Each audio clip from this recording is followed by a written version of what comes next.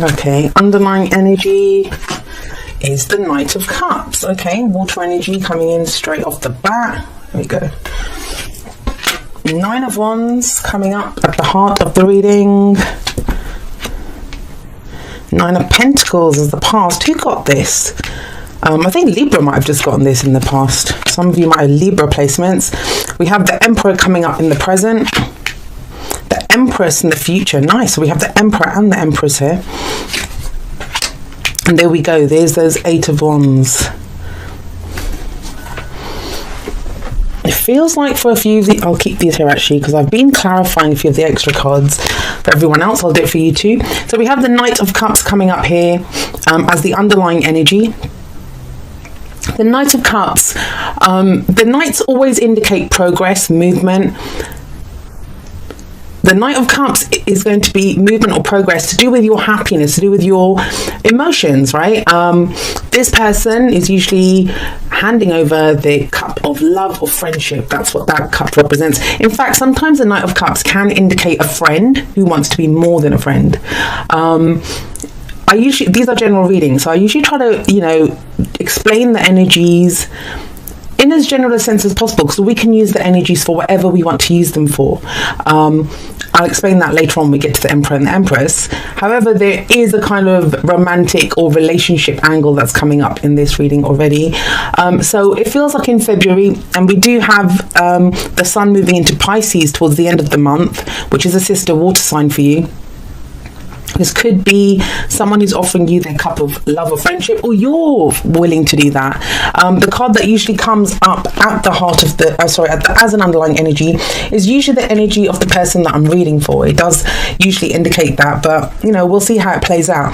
Now, coming up at the heart, we have the Nine of Wands. So the Nine of Wands is a situation where, we're putting a lot of effort, a lot of time. Can be a defensive energy because this person is defending this Gate of Wands, right?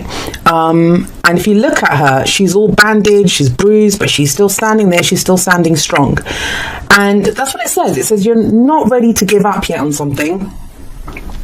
And that could be in general, like, you're not ready to give up on some kind of project that you've had, or relationship, or dream. Like, the Knight of Cups for me is the dreamer. And as much as, dreamers are kind of frowned upon and looked at as, like, get real, that kind of energy, I think we all need to be dreamers at some point. We all need to have a dream. If we're ever going to have any chance of that dream coming true, we need to have a dream first of all. So it may be now that some dream that you were almost ready to give up on, you're not ready to give up on it just yet. And that's what the Nine of Wands says. The Nine of Wands says that, why would you give up now? You've been doing this for so long. You've done it from the Ace to the 2, 3, 4, 5, 6, 7, 8, 9. You've gone this far. Why not just wait? You're almost there. The only card left in this cycle is the Ten of Wands. And I do find that usually when the Nine of Wands shows up, whatever you've been working towards, whatever you've been putting your energy towards, it does come back. It's almost there. That's why this card shows up to say, just hang in there a little longer. It's about to come in. This is something that you've worked very hard for. And it's the same thing that I told Libra, because they got this in the same place. The Nine of Pentacles is all about great abundance. Abundance that you have created all by yourself. Now, abundance can mean different things to different people. There's financial abundance, there's emotional abundance, spiritual abundance, abundance in whatever form. And I will say this, pentacles are usually something tangible though. Something tangible that gives us safety, security, stability. And what this person's done, this person represents confidence and independence, and that's what you've been. You've been working away at something independently with great confidence, and you've created this abundant garden, and it's all your own work. And this card says enjoy what you've created. Now, some of you, this may be indicating that you have been putting a lot of effort towards work or a business, or even if there's whatever you've been working on in your life, you've been doing it alone. You can be proud of yourself, and you can enjoy the fruits of whatever labor you've been putting in, wherever it's been. However, each card has a kind of more positive and more negative meaning, like a darker and lighter. It's a spectrum, right, of the energies and how we use them.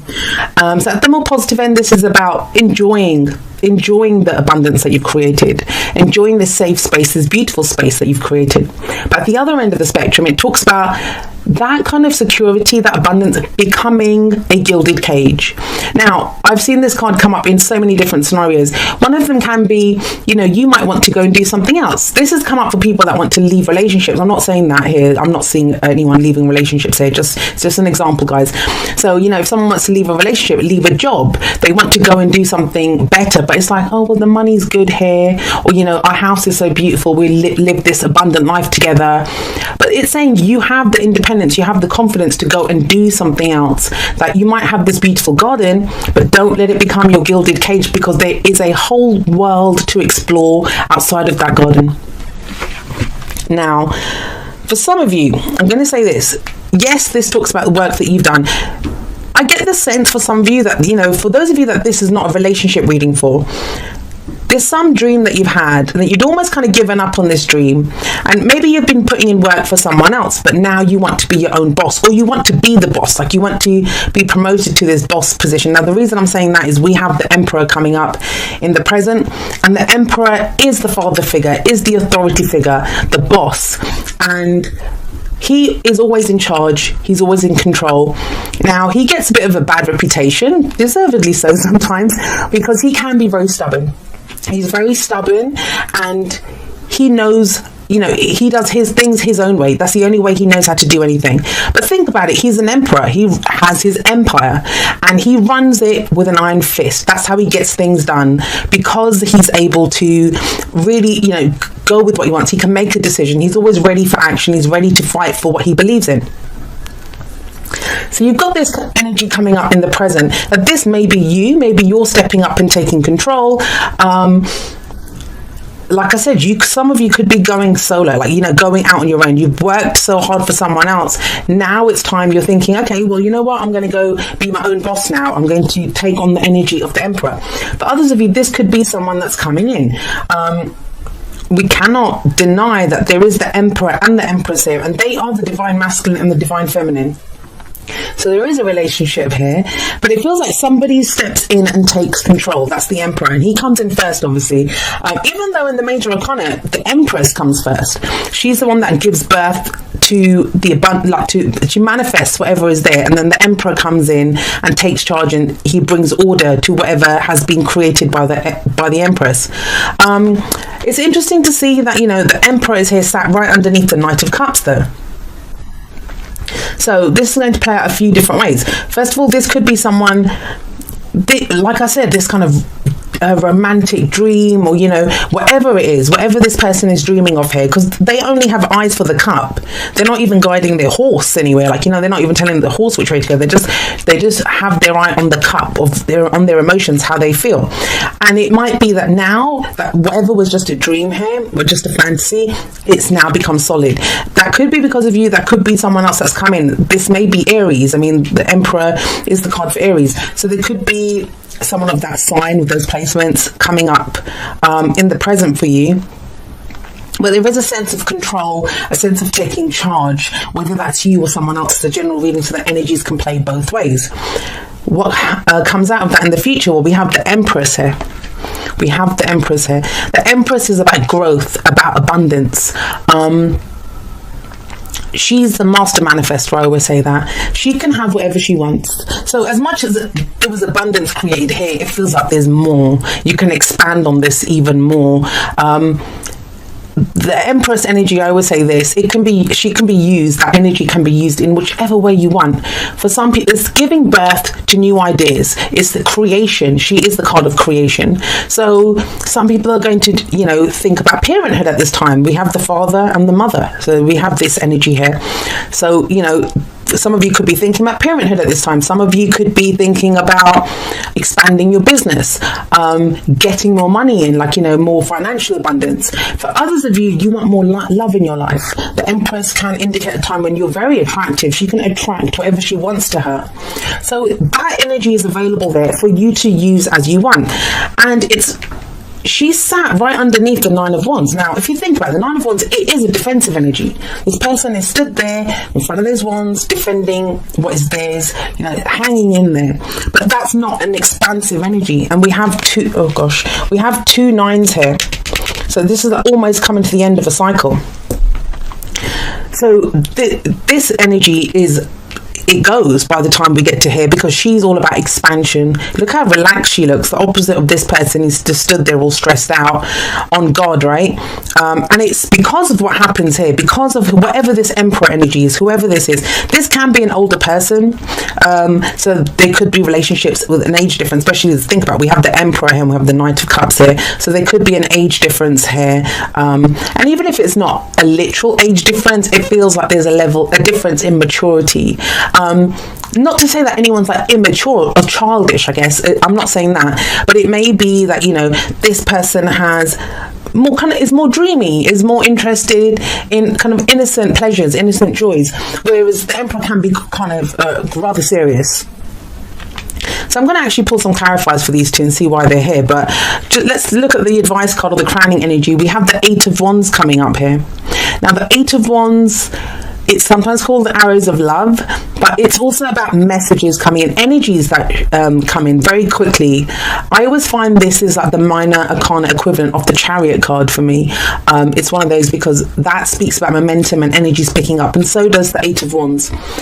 Now, the thing with the Eight of Wands is, yes, we talk about messaging back and forth, social media, that type of, and it's doing something online even, like you could meet someone online, or, you know, you might have had a long distance relationship, an online relationship, and now it becomes more solid, like with these two coming up here, something that you put a lot of time and effort into, and you were kind of wondering, is it just a dream? Is it ever going to go anywhere? It feels like it does solidify here. But the Eight of Wands, when it was created, like over 100 years ago, there was no social media. The messages were definitely not fast, back and forth. So this does, at its core, talk about energies picking up, like if things speed up. And that can be a little overwhelming, but you can trust it and you can go with it and make the best use of it. I always like how the wands are in formation, like they're not willy-nilly flying around everywhere. That would be chaos. This is not chaotic. This is straightforward communication, straightforward, like the energies are clear of what you can do. And wands are great manifestation energy, and they're very creative energy. There's creation all over this spread. There was something else that I was getting from this. Nope.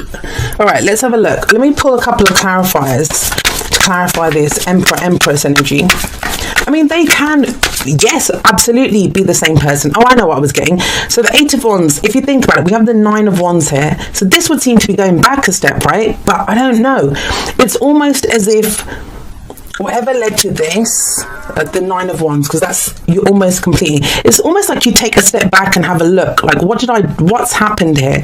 And it could be relating to this Nine of Pentacles energy, which is that, you know, whatever you've been doing, maybe you've been single, whatever work you've been doing, whatever this energy relates to in your situation, it feels like you might get some clarification on that. Or now, even though that's Pentacles can be very slow energy, now you start seeing the results of this, whatever this effort was that you put in. Now that's a tangible energy in your life, and it comes, you know, it's propelling you forward to go to something new, something more, right? And what I was going to say, with these two can be the same energy. It could be that, you know, because you take charge, because you take control here, you're able to expand and grow. We all have the divine masculine and divine feminine, the feminine energies within us.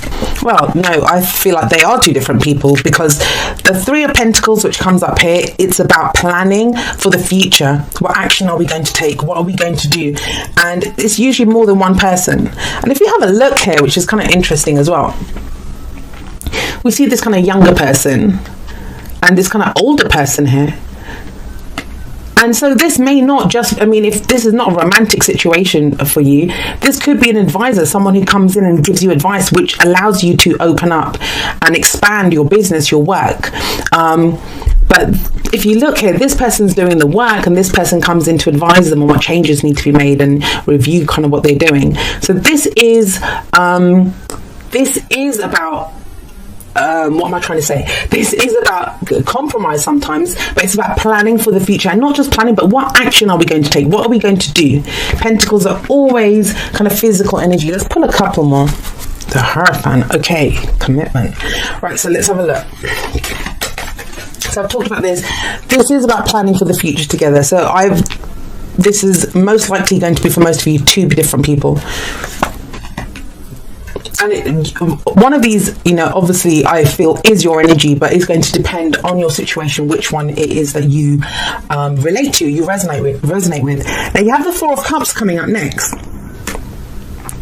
and I think it's a bit of a surprise. This Knight of Cups energy may be a bit of a surprise for some of you.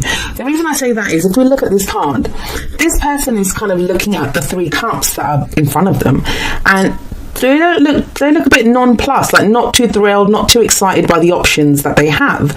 But there is a 4th cup that's coming in. Now, as much as this talks about being stuck in a rut, apathy, not really knowing what to do, nothing really thrills you that much, I do feel sometimes the reason we're only considering, or this person is only considering those 3 cups, because they've given up on the idea or the notion of this 4th cup coming in.